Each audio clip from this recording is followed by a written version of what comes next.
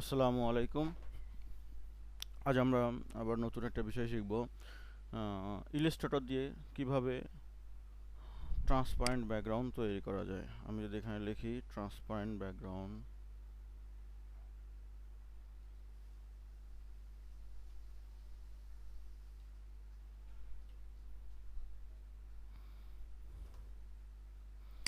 চলে আসছে transparent background.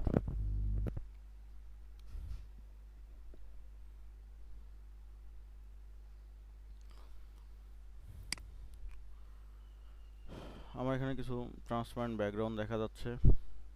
Transparent background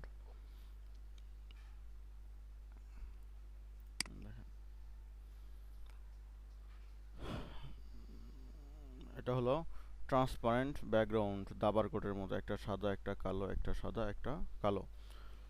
আমরা এখন এটা শিখব ইলাস্ট্রেটরের মাধ্যমে তৈরি করা। সেক্ষেত্রে আমি আমার ইলাস্ট্রেটরটা আগে ওপেন করে রেখেছি।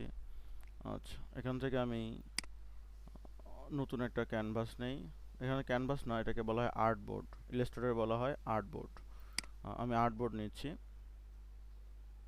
এবং এটা আমি 1000 বাই 1000 করে নিলাম। এখানে যা আছে তাই থাকবে। সিএমওয়াই কালার মোড আমি 8GB কালার মোড করে নিলাম।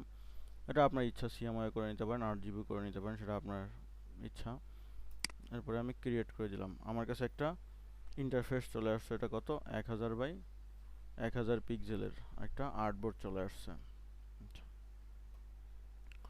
এখন আমাকে ওই বিষয়টা তৈরি করতে হবে, যেটা হলো ট্রান্সপারেন্ট ব্যাকগ্রাউন্ড, তাই না? আচ্ছা, এটা আমরা কীভাবে বানাবো? এই যেখানে রেক্ট্যাঙ্গেল দেখতেছেন, রেক্ট্যাঙ্গেলের মাধ্যমে। আচ্ছা, আমরা প্রথমে এটাকে ব্ল্যাক কালারটা উপরে উঠে দিই, স্টকটাকে বন্ধ করে দিই। এবার এটাকে সামনে নিয়ে নিলাম। এবার আমি 4টা শেপ নেব একই মাপের, একটা,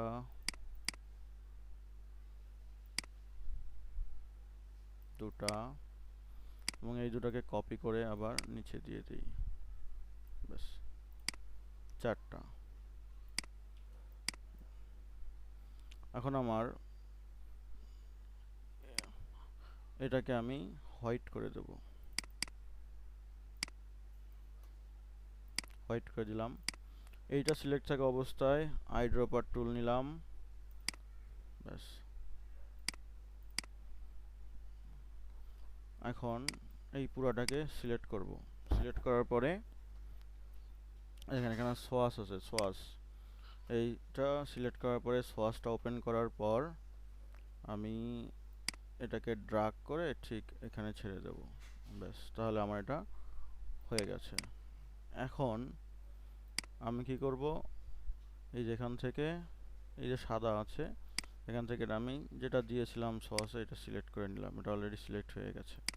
এরপর আমি এখানে ক্লিক করব। ক্লিক করে এখানে একটা ক্লিক করব।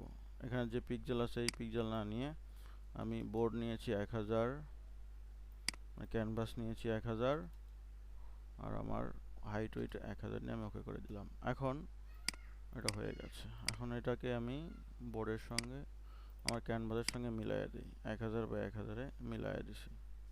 ব্যাস, এই গেল একটা।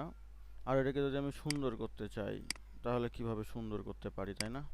এটা আমি ডিলিট করে দিলাম। এটা জাস্ট নর্মালি দেখায়। এবার এটা আমি এখানে নিলাম, নেওয়ার পরে 1000 বাই 1000 পিক্সেল আছে না, এটাকে আমি 10 বাই 10 যদি করে দেই, আমার কাছে একদম ছোট একটা তৈরি হয়েছে, তাই না? আচ্ছা, 10 বাই 10 দিলে অনেক ছোট হয়ে যাচ্ছে।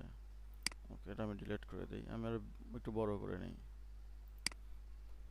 দেওয়ার পরে আমি 10 না, এটা 100 বাই 100 দিই। 100 বাই 100। ওকে, এখন এটাকে আবার আমি কপি করি।